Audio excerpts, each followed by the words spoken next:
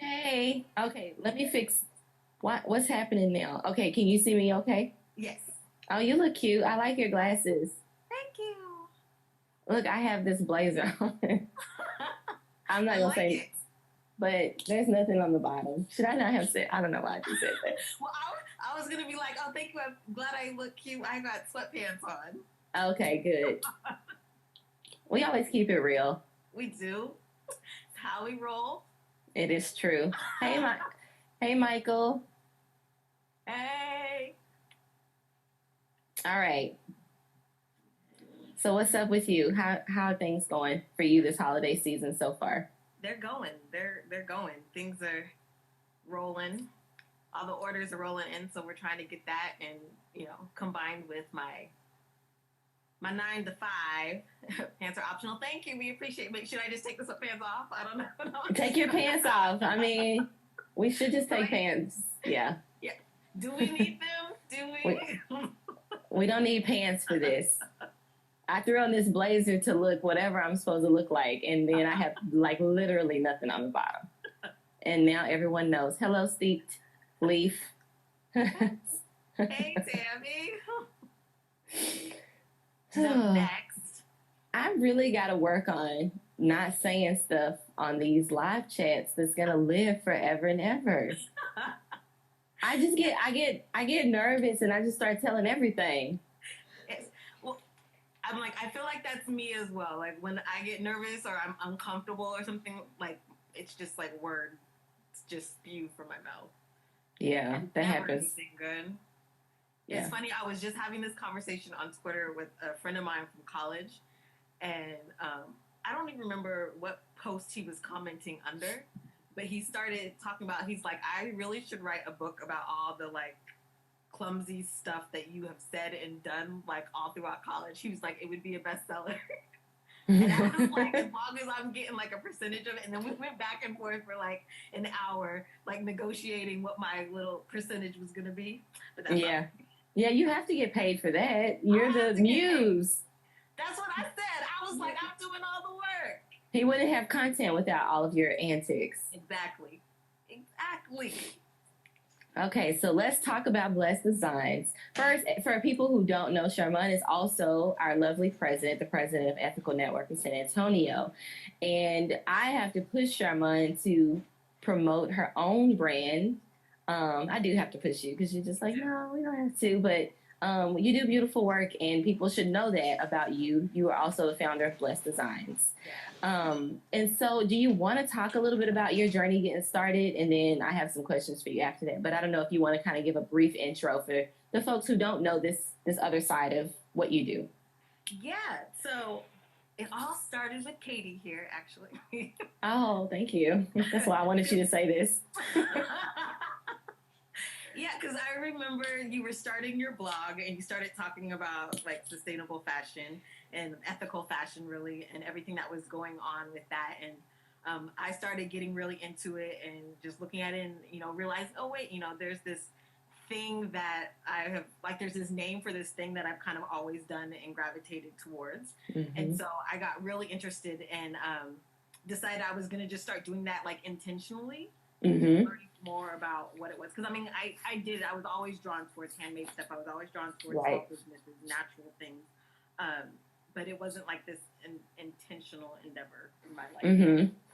And so I did that for a while, and just the more and more I learned about it and, the more research, and then specifically, like, trying to shop brands, I learned, like, one, I could barely afford anything.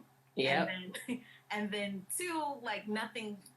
I can't say nothing fit, but I think I was probably about the size I am now, like an 8'10", mm-hmm. And I was like topping out size chart, and I was like, I'm not that big. Like, why am I like? And sometimes like not even able to fit into the clothes. Yeah. So I'm like, that makes no sense because I'm not that big. So why is can nothing this is supposed to be this movement to kind of like change the world and help people get fair wages and clean up the environment, and like 5% of people can fit into the clothes. That that's not a movement that's going anywhere. No, right? It's very true. So, yeah. Yeah. So So yeah, so then I was like, you know what, I'm just gonna do this. I want to do this, and I started Blessed Design. And the part you were talking about is a very real struggle in fashion, but especially like you said in sustainable and ethical fashion, because we do have higher expectations because it's supposed to not necessarily mirror fast fashion or mainstream fashion.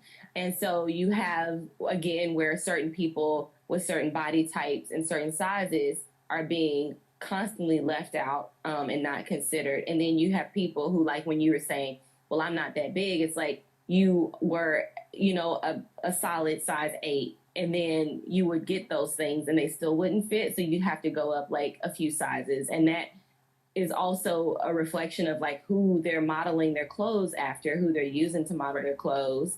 And it's clear that they're not even considering, anybody in the plus size kind of range with that. So, which is crazy because that's 2/3 of our population. It is. Women.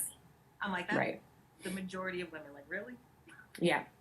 It's true. No, it's a real thing. And then when you started Blessed Designs, you didn't only want to, have the mission of like, creating in the most ethical and sustainable way. You also wanted to be you built it around being size inclusive too. Yes. Which is important. So important. That was and it's kind of interesting though, because I feel like as I go on this journey, you learn more and more as you get into spaces because, as size inclusive as I want it to be, and I think this just goes to say how brands are never perfect. I'm a huge advocate for just, progress over perfection because even as I started my brand, I went up to like a 3X.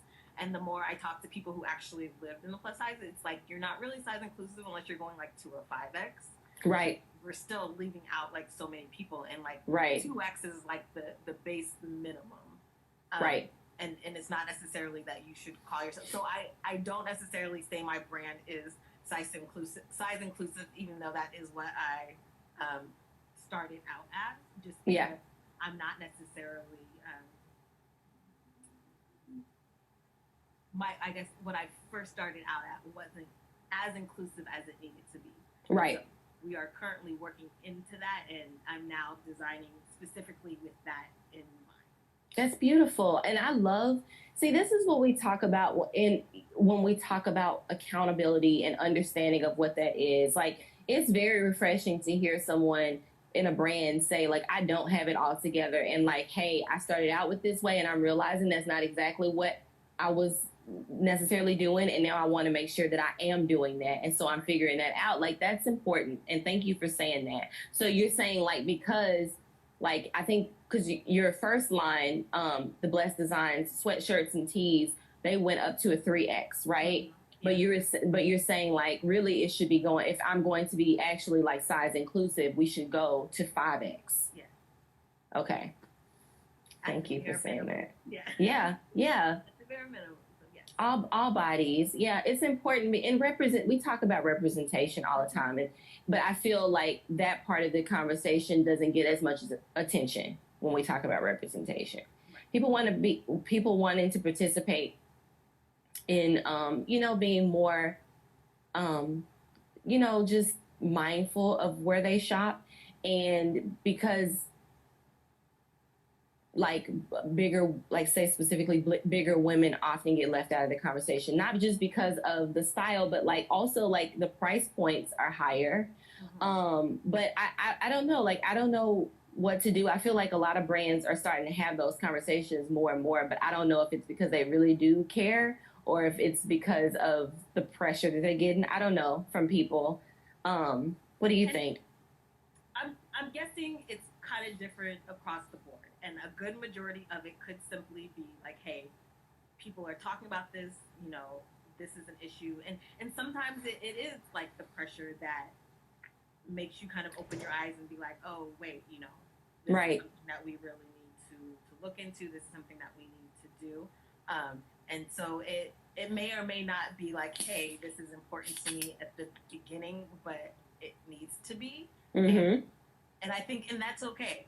I think that's totally okay. I think it's okay that you're, this, because sometimes it's hard to necessarily have that sympathy or empathy if it's nothing that you've experienced or done with, and you need somebody that to point that out to you that, hey, this is something that you're missing because, you know, you've never lived there. And so you don't get this. And well, it's important to shift, you know, like I feel like we live in a culture, well, in a time where I feel like people do realize that we're constantly having to shift. There's a lot of unlearning that's having to happen, especially around beauty standards and what's acceptable and body types and what's acceptable. And the reality is like you said, there's 2/3 of, you're speaking specifically to like American population where like the average size is what, 16? It's actually 18 now, I think. Okay. Yeah. So 16 or 18 now. We don't see enough brands with that size included. Okay, so then let's talk about, because recently you started focusing more, and I know that you've always been mindful of the materials you use and how you discard them, or not discard them, but how you could use them for other things, which we effectively call zero waste fashion, is where you use everything for something, right? Like, I just want to brag that when you brought my cardigan, you also made a scrunchie out of the same material, and I thought that was really sweet and thoughtful, creative and mindful. So do you want to talk to people a little bit about that aspect of your work, of, you know, the materials you use and how you try not to let things go to waste, and why that's important for you and the environment? Yeah, I think that's the biggest thing, is that it's so important just for the environment and just the amount of waste that comes from making clothing. And I mean, that's like, you know, throughout the supply chain, really. And so this is like the area that I could focus on. This is the area that I could deal with, you know, when I'm cutting out my shirts, and it seems like you design, you know, trying to take up as much material just from a small brand standpoint. Like you want to use as much as you can. It comes naturally as a small brand, just trying to conserve everything that you can. Right. But even then, when you are creating such a large collection, like those little bits like add up. Right. It gets to be a lot. It does.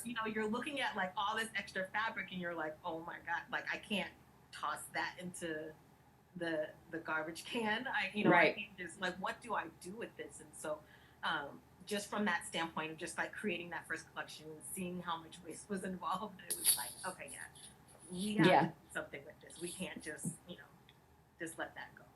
Right. I love it. And also, like, I love that specifically in the zero waste fashion space, we're not as visible. And when I say we, I talk about Black designers. And I know that that's an aspect, or I would say not an aspect, what word am I thinking of? I guess it's a facet of the work that exists specifically for Black and brown, brands or designers, because I think culturally we just always are trying to conserve everything out of necessity, right? And so I imagine there are many brands out there who don't market themselves as sustainable or zero waste, specifically Black and brown specifically. I'm speaking to that, who do that already. Like, they try to use everything because it's inherently who we are. Like, we just can't waste things, and we don't come from a place where we've had things so easily, readily available to us. And so it's like, we make the most of it. And so I just wanted to share that. I was thinking as you were talking about, like, that how important it is that you are talking about this as a Black person from a representation standpoint, but also, like, I wonder how many people would see this and be like, oh, I've been doing that too, and didn't even, like, knowing, like, deep down inside why they were doing it, but not thinking of, like, I'm also contributing to this work toward creating a safer and healthier environment. And so putting that into context, I think, is really important. Yeah, and I remember, like, when I had kind of started my own blog, like, talking about my journey into this, that was one of the posts I was writing, because that was something that I kept coming across, and people were like, what is that? What does that mean? And not necessarily understanding everything fully. And I'm like, that when you do this is sustainable. When you do this is helping to, like, prevent waste. And I'm like, so I wrote this post about, like, I can't remember how many, it was like, 5 or 10 things, sustainable things that you're already doing. Right. And I don't, and it kind of reminded me. I know there was this like meme going on through like a few years ago, talking about like the plastics and Oh, plastic yeah. bags, and they were all like, Our plastic bags are all under the kitchen all sink. yeah, like what? It's true, though. That's not ours. No, it's true. Sharmon, hold on one second. Do I have stuff in my hair? How do I look? Is it okay? Yeah, I'll okay. Okay, good. Okay, continue. But no, it's real. Like, and I think I think the reason what I'm not gonna say the only reason why, but like part of having these conversations or writing these posts or writing these articles is because there's a lot of shaming that comes from these spaces, and specifically the shame is often feels like, just like with everything else, is geared towards the communities that are most impacted by these things that we're talking about, right? And so it feels like, when we're talking about the environment, like, and the solutions that are often, or just the climate crises, the solutions that are often placed in front of us are ones that we feel like we can't even participate in. Like, what does clean energy look like, and what are solar panels actually, and can I afford them? And you're telling me I need to get solar panels, and you're telling me I need to drive a Tesla. Now I'm exaggerating. I just be being, petty. But it's it's real. It is so real, and it's so true. And it kind of reminds me of this post that I came across, and I'm not going to call out names, but a podcast that I had listened to, put up a post and about stuff that they're thinking about and like rethinking about like ethical consumerism and all that and stuff and what that means. And everybody's saying that we look great. Thank you, y'all. That's so sweet. But it kind of bothered me because it was basically like why I'm giving up ethical consumerism kind of thing. And on the surface, it seems like okay, but like the more I read the article and the more I read the post, it was like, buying things and doing this is not really having an impact, and instead we should be like fighting for different things in this way. But I was like, I'm like, first of all, can we not do both? And second of all, like the whole post was like steeped in white saviorism. And it was like, if we can't save black and brown people the way, from buying in this particular way, then we need to be doing something else. And I'm like, nope, that's not how that works. Now, whose platform was this? I'm gonna have to tell you later. I don't want to call them out. Okay, well, we got to have a post IG live chat, don't we? Okay. We do. Because they were like, yeah, we've been thinking about this a lot, and we really need to get into these campaigns. They did talk about like the Pay Up campaign that Remake is doing, which I am a Remake ambassador. Right. There's always issues. No, there are. That's another offline thing, but they're just talking about these different campaigns, and I'm like, this is just like more white saviorism to me. Like that's all I see, and I'm like, I get you wanting to help. There's nothing wrong with wanting to help, but if you seriously think that your purchases don't matter, like I get maybe it's not having the impact that you want it to do, but if you need to, if you need to have like this constant massive impact. Oh, Rachel knows who I'm talking about. How do I not know? What have I been doing? You might just not follow them. The platform that shared it. And it was just an article written on a different platform that they kind of shared, and I guess they talked about on their podcast. I did not listen to her podcast. So yes, thank you. It was just like, yeah, we just need to save them some other way because this isn't effective enough. So, I can't wait to know who this is. So I'm like, that's problematic. That's problematic because number one, the issues and stuff happening with the environment affects Black and brown communities first.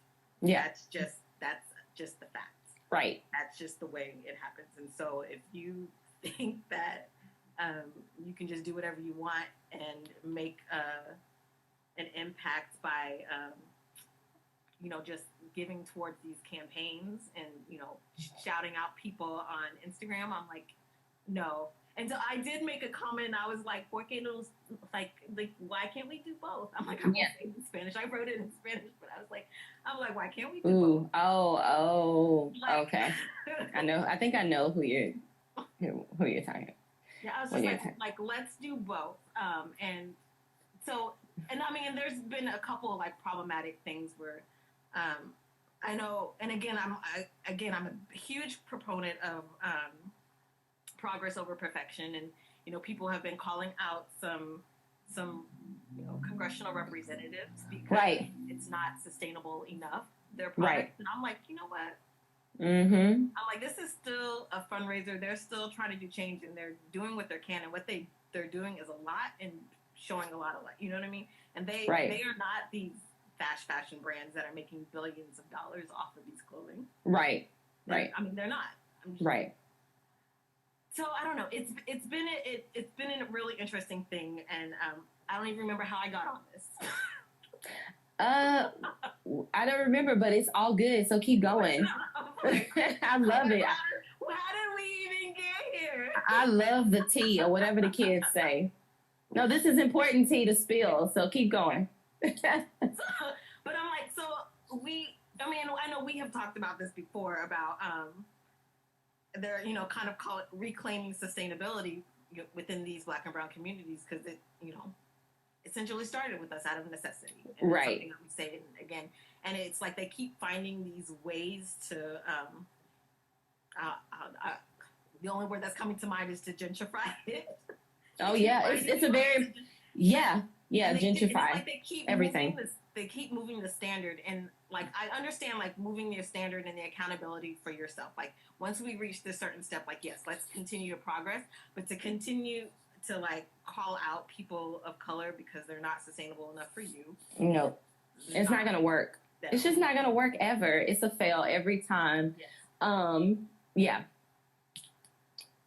Ooh, we just unpacked a lot. And it's got me thinking. I'm glad I got you talking about this, especially here. Like yeah. And it's something that I'm always gonna talk about. And I remember I was giving this talk to this university class about it, and somebody asked me like, what keeps you going, what continues to motivate you, and I was like, honestly, like some days get rough, and I'm like wanting to throw in the towel. But the one thing that keeps me going is recognizing how many like few Black women and other women of color in this space. Like there's just so few of us, and so few. The conversation needs to change, and like who else is going to change it?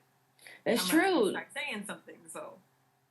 Well, and it's important, and I feel like you and I, we're on the same page in just about all of these things, and like it's an incredible burden though to carry on top of everything else. And you and I, we've talked about this. I've said this many times recently. It's like Black people, Black and brown indigenous folks having to just carry the weight of undoing things that we really didn't have a hand in to begin with, and that is a lot.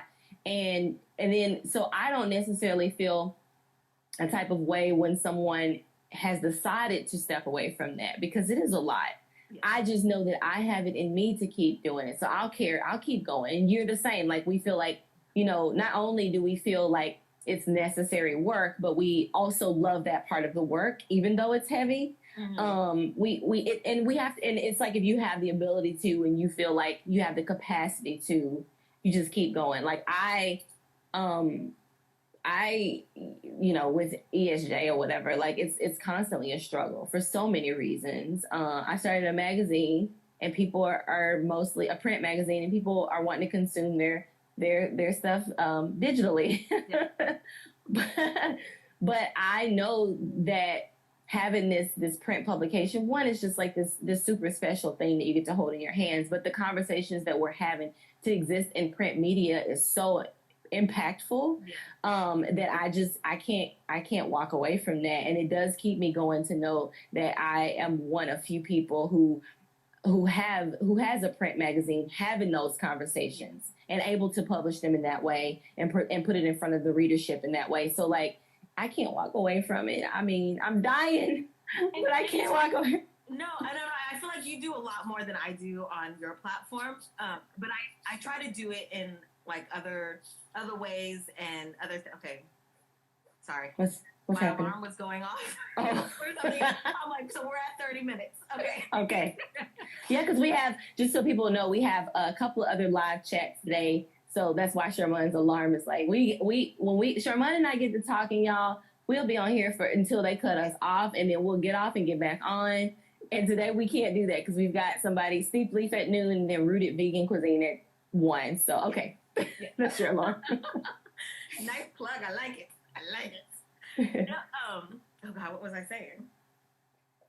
You were talking about how you, on your platform, you do it in other ways too. You try to do these things. Yeah. So I'm like, so I try to do it in other ways. Because a big part of Blessed Designs, I think, was when I was making it and just kind of feeling less than. And I think I just dealt with a lot of stress and different things, and then gaining weight, I think, because of all that stress. Right. With it, like, I really wanted to create this platform to just encourage people and let people know they're worth it and just have some fun while we were, talking about that. And so that's the huge part of what Blessed Designs does, is just like kind of bringing light. Mm-hmm. And that's kind of where I stick with, sometimes, like I told you, I'm like, sometimes they're going to have to get my bad days. They just are. Yeah, no, it's true. I'm just going to have to go off every once in a while. Yeah. And tell people, but I love when you go off. I love when people go off. But I do try to keep that platform. I don't want to say like, try to keep it light, but I still try to like just like interject a little like thing here and there. And I'll share a lot to my stories. It's all up in my stories. It may not be on my thing, but it's all in the stories. I love it in the stories. Stories is where you go to talk shit. It is. I'm sorry, everybody. This is ENSA, but I'm Katie, and sometimes I say things that I shouldn't say, but that's where we go. And I love stories for that. I love how liberating it can be to get into your stories and talk some shit and know it'll disappear in 24 hours. Yeah. But everybody who needs to see it will see it, right? That's the effective thing about that. No, yes. Do you want to talk about, since look, Naomi's period. Do you want to talk about like what you're working on right now, and what we can expect from Blessed Designs? Yes. Well, right now, again, I am working on really just increasing my my stories is where it's at. I know. I love that. Girl, you better put that stuff in your stories. I love it. So right now, I'm really working on just expanding my size range. And so I'm kind of on this zero waste kick. And everything that we are doing is kind of in that area. So I've got like my earrings, like these. Oh. Are these little tassel earrings are part of our zero waste things. Just little custom. So we do a lot of custom stuff as well. And right. So sometimes, just I can't use everything. I try to send out little gifts, but yeah. So these are made from little waste. I've got little things like this as well. These little fabric necklaces. I love the fabric. I can see. Can you do the? I don't know if that's your left earring again or your right ear. Yeah, because the comments are where I can't see. I don't know what. There. I love it. And so you use fabric and what is that? Fabric wire. Fabric and some wire. So a big thing. So, and I posted about this probably like a year ago, but I'm big on like design elements. Like the tassels are all like repurposed materials, reused things, whether even if they're coming like from thrift stores, like design elements are always repurposed, upcycled materials. Yeah. Like different, okay, these have a name, and but it's basically like the little necessaries thing. Oh my gosh, well, how did I forget the name of these things? The thing that goes in your ear? Well, yeah.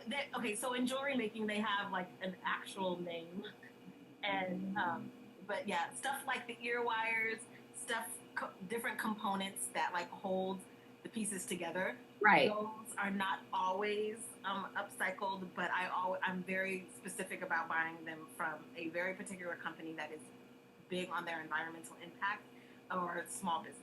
So Okay. I'm very Yeah. intentional about where I source everything from.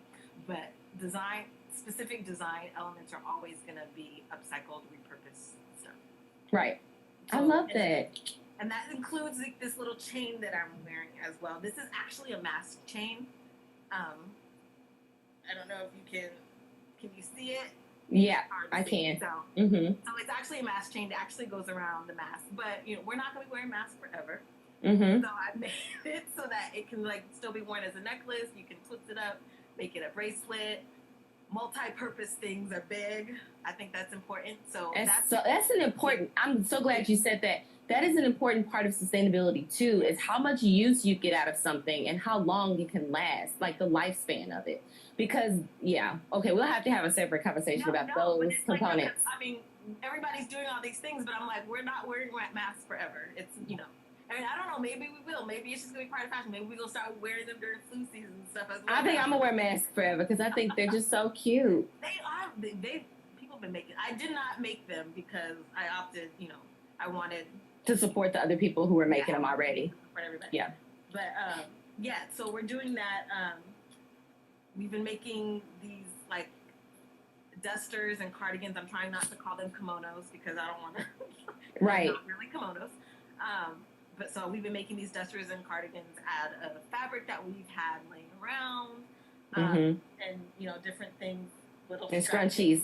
Scrunchies, yes, sorry, the scrunchies. I'm working on head wraps and and like headband kind of things because a lot of people have been asking me, and I take a while. I'm sorry because I'm very big on like making sure it like works. Yeah, you are. So it takes me a little bit to like make things happen. But you're getting there, and it's all. And let me just say this, not to cut you off, but the big word takeaway from all of this is intentionality. Yeah. Like that is the most important thing we can bring to this work, right? Don't you think so? I think so. I think that is the big thing is just your intention, your purpose, your motivation. What is like behind everything that you do? And I think like when you look at that, it's easier to spot the brands that are greenwashing and now woke washing as well. Oh, okay. I gotta dissect woke washing. I know that's newish for me, but I'm gonna sit with that. I don't want you to spend time explaining that one to me. I'm sure I know what it is, right? Yeah. Okay.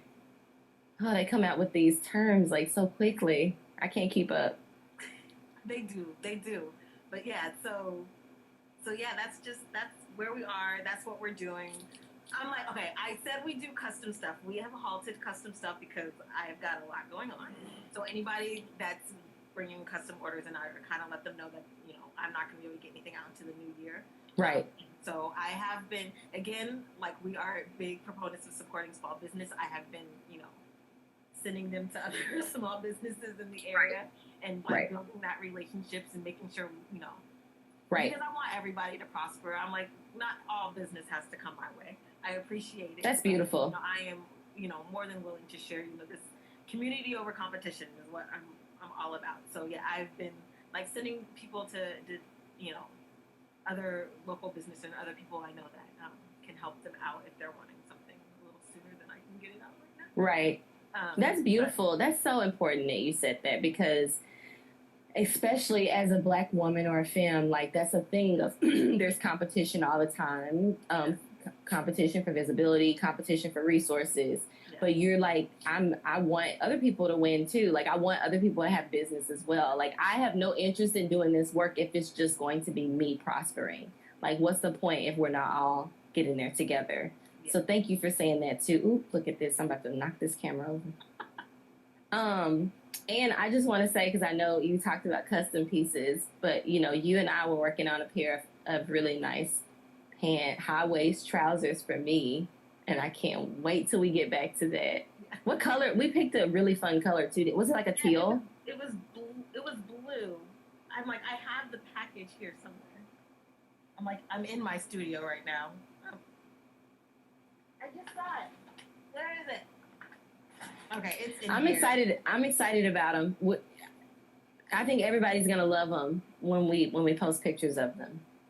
I got to give you my measurements, obviously. Yeah, I know. it was funny because I know you had sent. I don't know if I should say Olivia. Nobody's gonna. Yes, Olivia. Yeah. Yeah. So, but I couldn't. I mean, again, I'm like I got a lot going on, so I sent her to Denise Reed. It's another person that you guys should follow. Her. Is it the little sewing room? I think is her. Yes. Channel. Yeah. So she is great and awesome. So I sent her to there, and it was funny. I was like, I sent her an email, like, I just want to check in, making sure, like everything's going okay. And she's like, yeah, I'm getting my measurements right now. And I was like, awesome. That's awesome. Yeah. So yeah, like I love it. I love when everybody gets a chance to do something. Yeah. It's beautiful. Did you? I think. What time is it, Sharmon? I can't. We're getting close. It's 11:41. Okay, let's probably go ahead and wrap it up so we give our members a chance to regroup and come back for the next one. Steep Leaf Tea is next, and our member Salma will be chatting with them. So stay tuned for that at noon. Any other things you want to close out with? No, I just want you guys to stay tuned and see. I mean, here I am promoting ENSA again. But I know. For what Ethical Network is doing, we're opening up membership soon, and we're super excited about the organization and what's going. And we've got some great team members that are working really hard to make some amazing things happen. So yeah, it's gonna be in 2021. It's gonna be a lot of beautiful things happening. We don't know what the state of the world or the communities are going to be like, but we are working and always working. We don't really stop. So, well, thank you for sharing all this with us today. I'm excited. I'm gonna be posting pictures of my cardigan and scrunchie set because I love it. Yay. And I think scrunchies is just. I mean, they came back. They came back, and like I would see like them in Target and stuff, and I was so happy when I started to see smaller businesses, smaller sustainable brands like yours making them. Because I'm like, yes, let's win. Small businesses win. I love it. And again, like the whole thing of like using fabric, because that's a really creative and smart way to use it is making scrunchies, especially with something that's in like that right now. So I have my scrunchies, y'all. Y'all will see. I need to wear them more. I do. They're fun. I mean, with my hair, I don't normally wear them. And again, this is the multiple use thing. I love wearing them as bracelets. Oh yeah, I saw you did that. I never thought about that. Yeah, I'm gonna wear my. Listen. Hang on, y'all. Look, I'm about to do this now. Look, this is one of them. That's cute, but I love it as an anklet too. Yeah. I love like just flipping stuff up and doing different things and seeing what else you can do with something. You have this really unique way of doing that, but that's your personality, and I love that you can see so much of your personality throughout the brand. Thank you for your authenticity, Sharmon. We love it. We love to see it. Listen, I did not curse but once today. Can we clap? We gonna get you a T-shirt that says "I love Jesus, but I curse sometimes." We gonna get you that shirt. Is that a thing? It is a thing. It was like this whole thing on Ellen. Like Ellen had called somebody came in and she was like cursing, and the little old lady was just like, she's like, "I'm sorry." She's like, "I love Jesus, but I curse sometimes." I know. I like this huge thing. I cuss people out a lot. Yeah. Oh, okay. Now I shouldn't have said that. I don't cuss people out, but I just get on here and I be saying stuff. Sharmon knows. Thank y'all for tuning in. Thank you, Sharmon, for sharing everything, your love and your passion. And stay tuned to see what Blessed Designs has next. What are you shipping out right now? You said you had a lot of packages. Like, what are people? Is it the cardigans? No. Well, actually, no. I have sold a few of those, but it's mostly shirts and a lot of jewelry. Jewelry, yeah. And somebody almost bought out all my scrunchies. So I don't know. Who? What? One person? They bought them. Yeah. Who did it? I was gonna get more. It was like 5 or 6 of them. They're like ordered. I was like, oh, there goes that. I'll be making more in the new year. We'll get some more. But yeah. Awesome. Well, thank you for joining us and enjoy the rest of your day. You too. Oh, we got to plug you. They can follow you at Blessed Designs Co. on Pinterest, Facebook, and Instagram here. Instagram. Yep. All right. Thanks. Bye.